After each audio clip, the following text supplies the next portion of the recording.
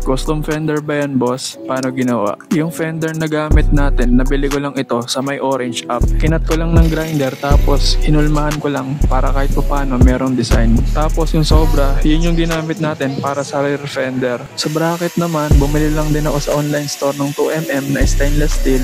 And then nag-drawing lang tayo tapos sinukatan para meron tayong guide before natin i-cut. So eto guys, nakabit na natin yung fender.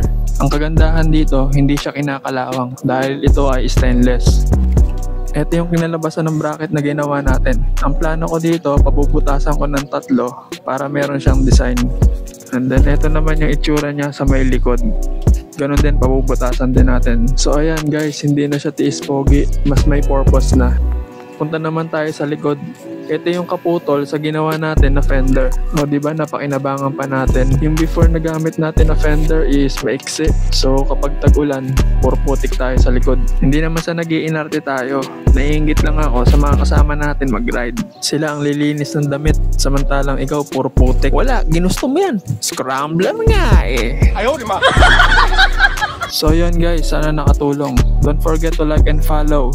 Peace out and ride safe everyone.